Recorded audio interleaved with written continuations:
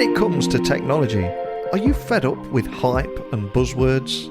If you're looking for a tech podcast where you can learn and be inspired by real-world examples of how technology is transforming businesses, reshaping entire industries, and even our world, you've come to the right place.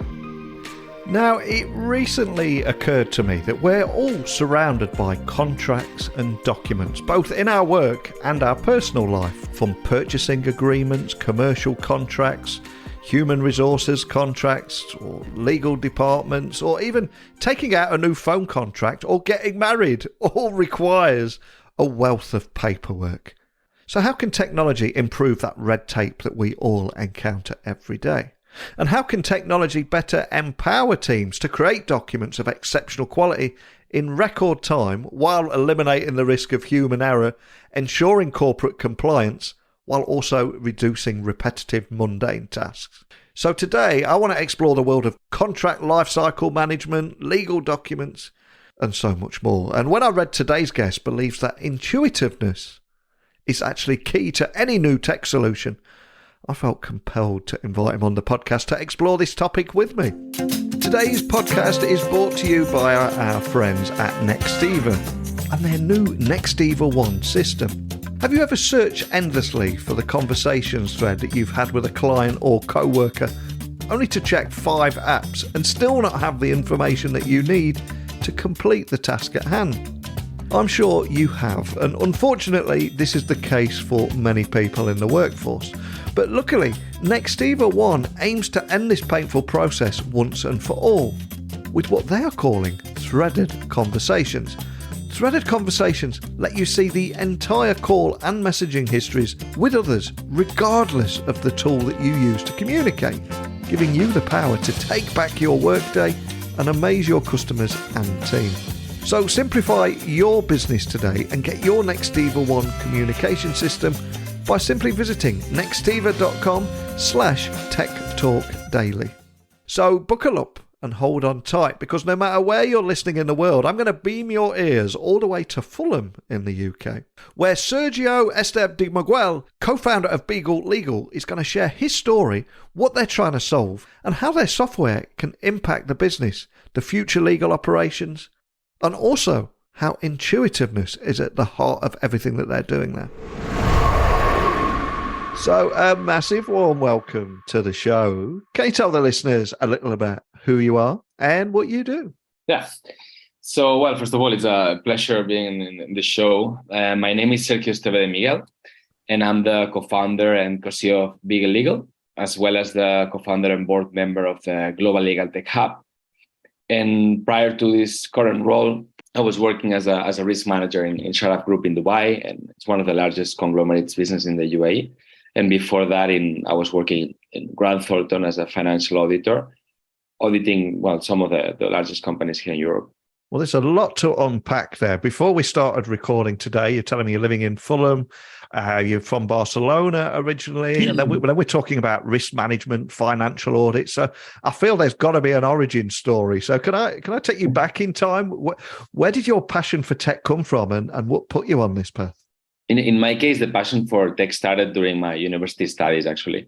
We had business ethics subject. It was one of the main subjects, actually, in my university. And I remember watching the movie Modern Times. It's directed and performed by Charles Chaplin. Yeah.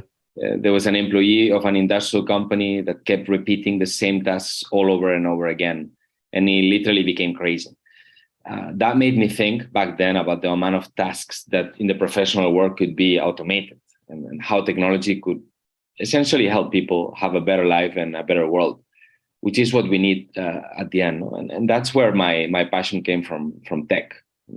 Love that. And I think those words will resonate with so many people. Great movie reference there. And I think anyone that has been in a role where they're repeating those same tasks again and again and again, you do feel like you're going absolutely crazy. But that path would lead you to what you're doing now. So can you tell me a little bit more about the company, the story behind it, and the kind of problems that you're solving? Yeah.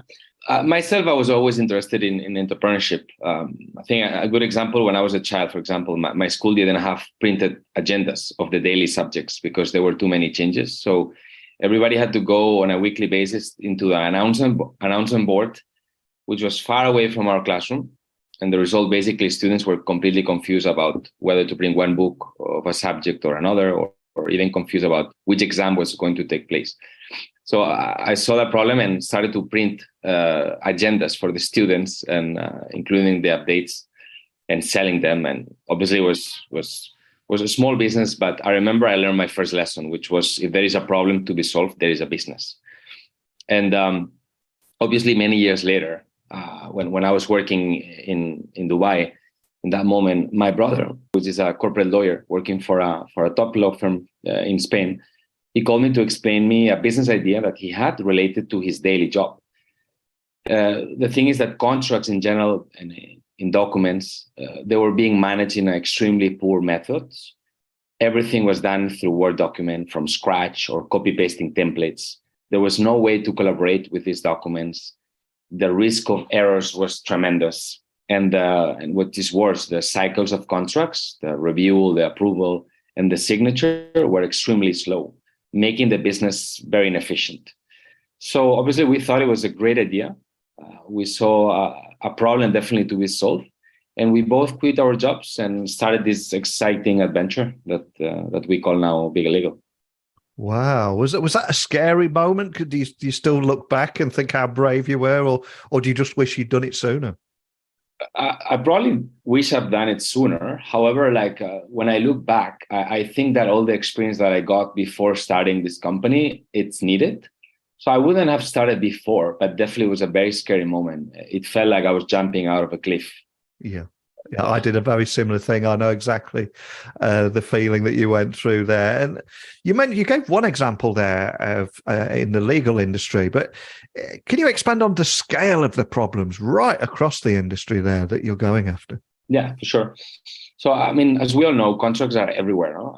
They're part of our daily life. Whether you buy a house, you buy a phone, you're renting a car, you're getting married, or you're even getting a health insurance. In the business world, this is even worse, since every single department, let's say HR, sales, procurement, finance, operations, marketing, obviously legal, they all need to create and manage documents on a daily basis. No?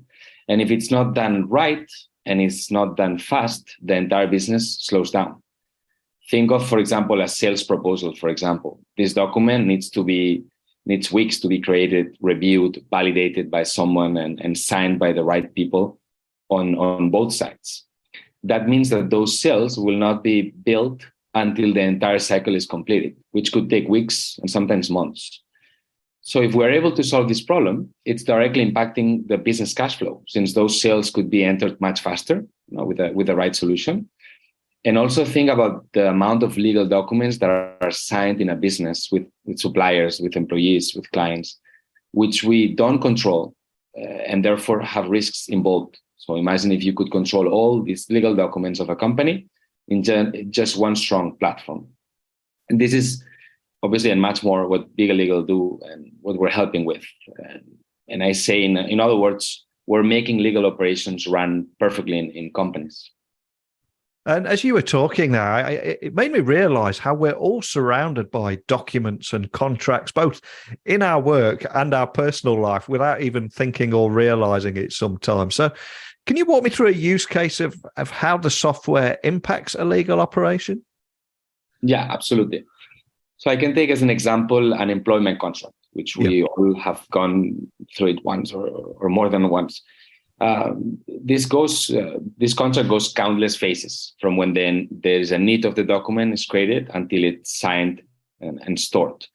The human resources needs the data and the documentation from the person to be hired, and certain clauses and conditions must be negotiated and sent to be signed, both to the candidate and to their manager in the company. In addition, that contract must be stored in a safe place because it includes sensitive data. A CLM, which is a Contract Lifecycle Management, it's what our solution is, helps in the process from the start to finish. It automates the creation of the document so that it can be created in less than 5 minutes. It makes also the collaboration between the departments and the hiring person fast and effective. And the process culminates with a digital signature. Then obviously it's stored all in the same platform, and it's extremely easy to find, or for example, to make a report out of this data. This applies obviously to all types of contracts, from the simplest, like a confidentiality agreement, NDA, or the most complex, which could be due diligence or contracts of key strategic importance to a company. And to give an example, of how we help companies, one of our Austrian clients, they are now able to create documents 70% faster, increasing the efficiency of the junior and senior teams by saving valuable time from them in checking drafted companies. And they were able to automate their most complex documents also, such as applications to the commercial register, shareholder resolutions, articles of association, literally anything. And I think there are many, many shiny and sometimes even clunky software solutions out there promising to solve just about every problem that you can think of. But the problem with going tech first is we often neglect the people, the teams, the humans, and making it easier to complete those tasks and increase adoption and different ways of working, etc. And that was one of the reasons that I invited you on the podcast today and what put you on my radar. So can you tell me a little bit more about your belief that intuitiveness is actually is actually key in a CLM, really? Absolutely. Well, I believe that technology should solve the most complex problems in an intuitive way. Otherwise, it's very difficult. No? A CLM, for example, it's a complete tool, but must be conceived from the perspective of a good user experience because it's a complicated tool, obviously. The person should always be at the center, while the technology should be a tool. So simplicity, ease of use, and attractive design should be key. I think all these types of new technologies should be created based on these principles, thinking about the customer's journey through the platform and how to help them from basic aspects, such as interacting with the tool and how to make it easier for them to use it.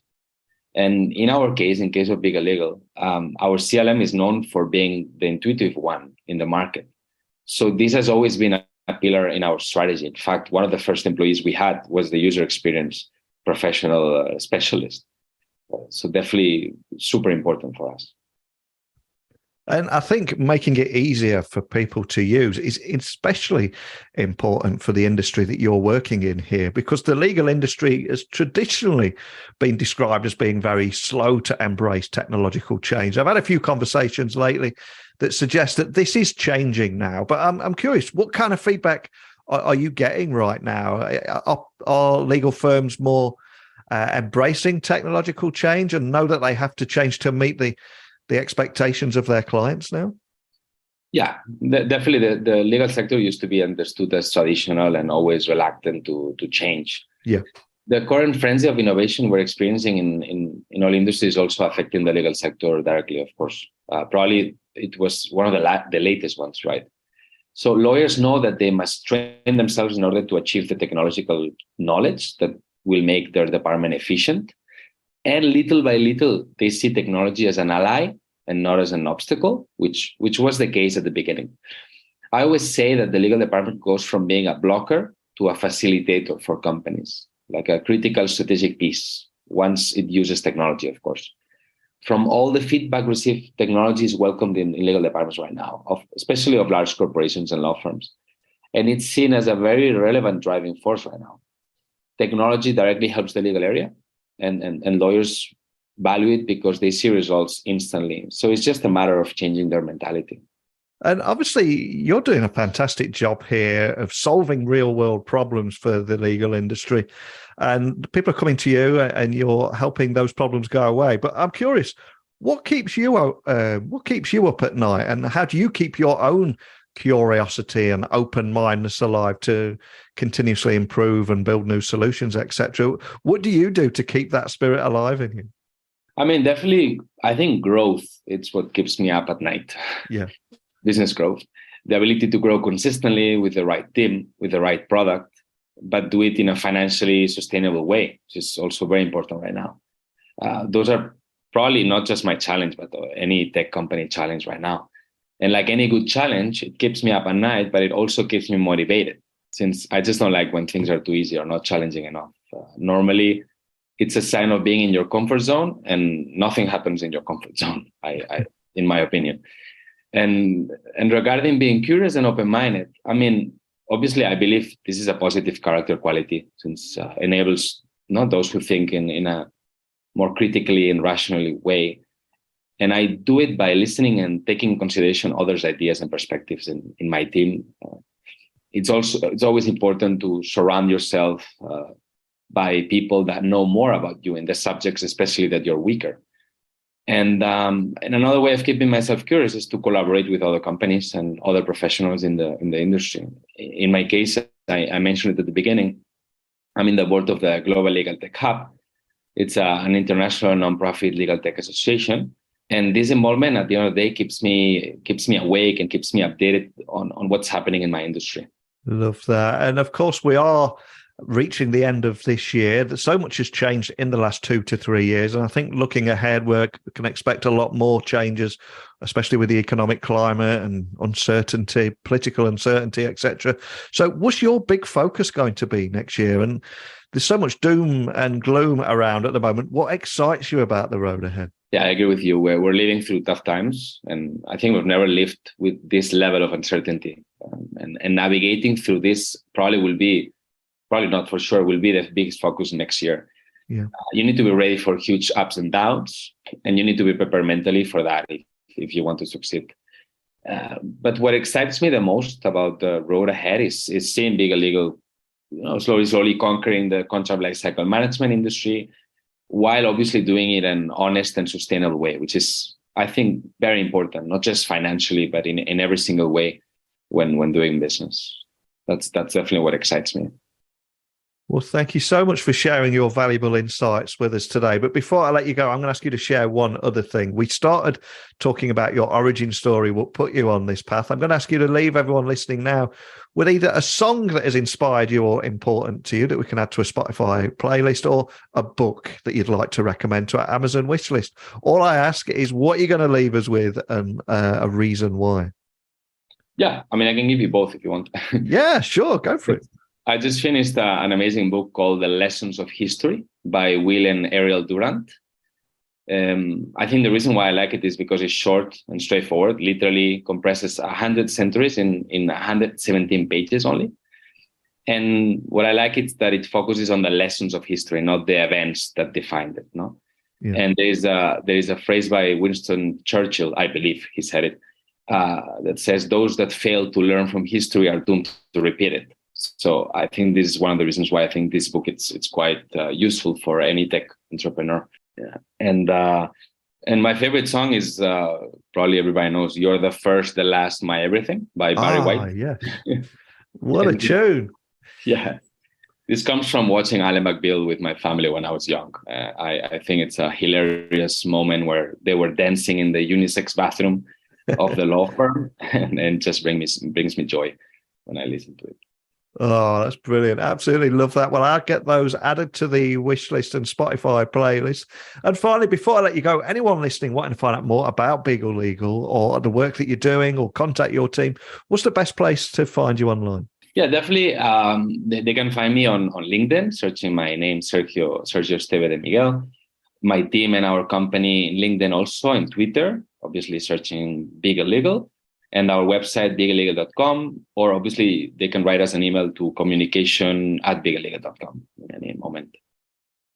Well, there's so much gold that you left us with today, such as technology should be considered an ally, and it can take legal teams from being a blocker to a business enabler. And also, I think there's a phrase you used in the interview there, that nothing happens in your comfort zone. So I absolutely love that. But more than anything, just thank you for coming on, sharing your story and the great work you're doing. Thank you. Thanks so much to you. Thanks. I'm curious, if we have anybody listening from legal or HR teams out there, are you seeing a change in attitudes to embracing technological change? And what is driving that change? And as a result, are you seeing your business going from being perceived as blockers to almost having transformational qualities and delivering value for the business? I'm really interested in how these perceptions are changing and evolving. I want to retire that age-old, the legal teams are slow to adapt to change, because I think it is a little bit lazy and old-fashioned now, and I think that world is changing. But please, I'd love to hear what you and your teams are doing, the struggles that you've had, the triumphs that you've enjoyed, and what you do differently. If you'd like to come on the podcast and talk about some of that stuff with me, happy to have you here. It'll be next year now, but I'd be happy to sit down with you in 2023 and hear your story. So, as always, just email me, techblogwriter@outlook.com, DM me on Twitter, LinkedIn, Instagram at Neil C. Hughes, and we'll have that conversation together. Time for me to go now, but I'll return again tomorrow with another guest, and we'll explore another industry that's being transformed by technology, and hopefully get your insights, experiences involved in that too. So a big thank you for listening as always, and until next time, don't be a stranger.